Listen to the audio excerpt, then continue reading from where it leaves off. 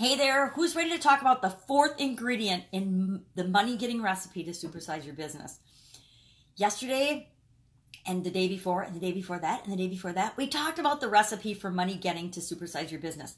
Money-getting or resource-getting, because bottom line, if we're going to have a business, we need to find a way to exchange what it is we offer people for value. We provide value, we give them something, and in return, they give us something of value. Generally money, but it can be other resources as well. So when I say money getting recipe, think resource getting recipe, whatever resource you may need or want.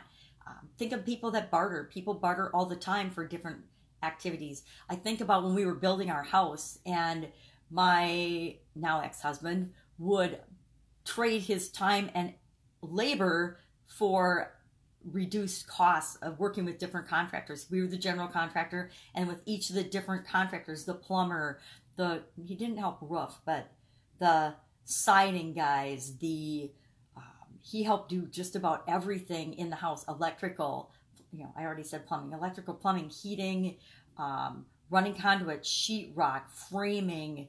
He didn't dig the basement, things like that he didn't really know how to do. He couldn't do, or that he couldn't help do because they were done by equipment. But he did help with a lot of the things in a form of barter to help us get the resources that we needed, meaning saving money by putting forth some effort. So when I say money getting, it's not just money. So don't think of it in terms of such a narrow focus. But we talked about so far the first three ingredients there. First, you have to define a problem that you can solve. Then you have to figure out who needs that solution. Then the third ingredient is inviting people to raise their hand and say, yes, I have that problem. I need that solution. And then what do you do with them? The fourth ingredient is qualifying those people that raise their hand and making sure that they're a fit for you and your business and your company, your products or service.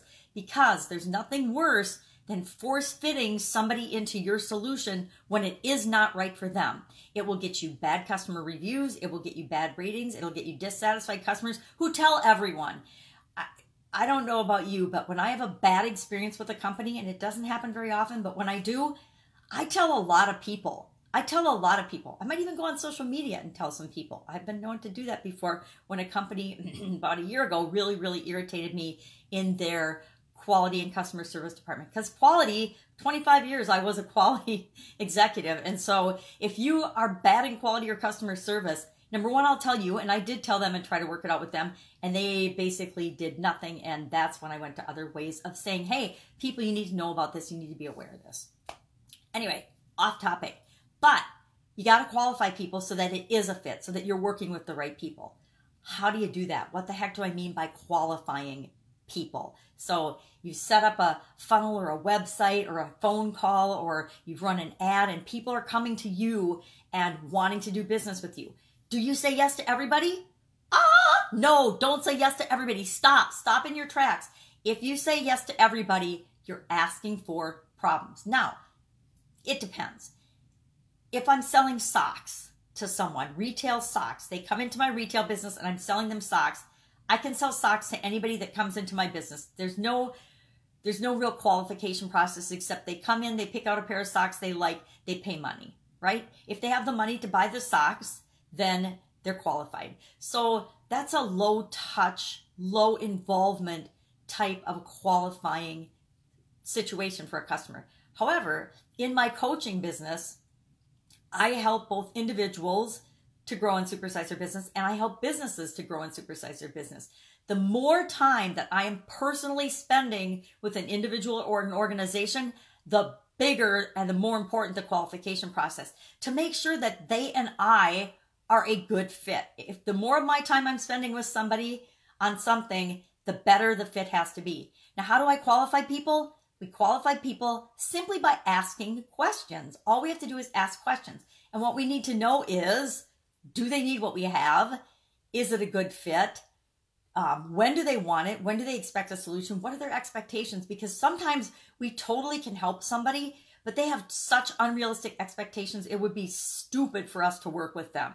Have you ever done that? Have you ever tried to make it fit with a customer or client? I know I'm guilty of that. And pretty much everyone I've ever known or worked with has had a customer that they've worked with that they didn't know when they decided to work with them, or maybe they did, But after the fact, or in the middle of the of the bad experience and process, they thought, oh my God, why am I working with this person? I did that with a business partner. I did that with a spouse. we all do that. But if you ask questions, if you ask qualifying questions up front, you can avoid a lot of that pain and suffering, because sometimes it's pain and suffering. Sometimes not so much, but other times it's very painful. And then, can they pay you for it? Can they, or do they have an exchange of value that makes it worthwhile for you to help and work and give that person your solution? Again, if I'm selling socks and they're $9 a pair, if somebody has $9, I'll sell them my socks. How dissatisfied are they going to be with a pair of socks? And if they are, they can bring the socks back and I'll give them another pair, right? That's what I used to do with ravioli. If for some reason somebody didn't like or have a problem, and I'm really proud to say we only ever had one customer complaint in 35 years, and that was because they didn't like meat. They accidentally bought the meat ravioli instead of just cheese, and they didn't like meat. They weren't meat eaters. They were vegetarians. And I'm like, okay, well, it says clearly on the package, ravioli, cheese, and meat. But that's okay. It doesn't matter. We made them happy. We gave them some cheese products. They loved it, and they were one of our best customers going forward for like over a decade. So you never know. But I didn't have to qualify people very much for ravioli. They came in, and if to a store where our ravioli was for sale, if we demoed it and they liked it, if they tried it, they would buy it. And people liked it because a lot of times we did give them a chance to try it. So in that instance, the demos were a qualifying question or a qualifying process. Hey, you try this, you like it, then you buy it. You don't buy it and then get it and say, oh, I don't like this. The pasta's too thick, or the cheese is too cheesy, the cheese is too chewy, or whatever people might come up with. But you do this by asking questions. Now, my favorite way, and you can see this on actually my pajamagrandma.com website, has my application. So if you want to see an example of a qualifying question application funnel, you can go there and check it out. It's free to check out. Just go look. You don't have to fill it out. You don't have to do it, but you can see what kind of questions I ask and the qualifying questions I ask. And again, the more time I'm going to spend with you, like for my inner circle, you're going to answer several questions before I even get on the phone with you to have a qualifying question conversation. Because if I'm working with you one-on-one, we're having a conversation. We're probably getting on a Zoom call or a Facebook call, and we're going to look at each other and talk to each other so I can get to know you and make sure that it's a good fit. But my favorite way to do the qualifying questions, if it's a more, if it's a higher dollar product that I'm selling, or if it's coaching or personal time and energy I'm putting into something, then I'm going to ask more questions. That's it. How do you qualify people? Ask them questions. Again, do they need it? When do they need it? Can they afford it? Can they get it? Can they buy it? And most important, be honest with yourselves and be honest with them. Is it the right solution for them?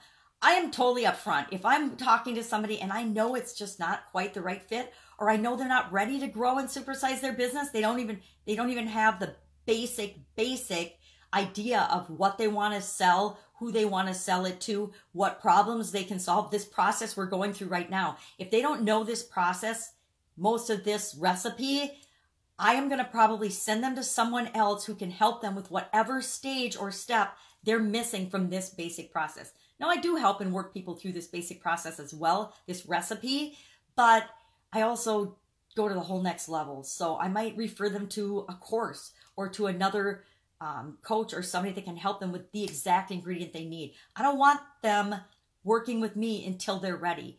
It'll just frustrate us both, right? So qualify them. That's it for today. That is today's fourth ingredient to the money-getting recipe. Tomorrow, we're going to talk about one of my favorite ingredients in the recipe, and it's actually the final ingredient, and you put all of these things together, and you have the money-getting recipe at your fingertips and at your disposal. That's it. Go out, make it a fabulous day, and I will, of course, be with you tomorrow. Bye.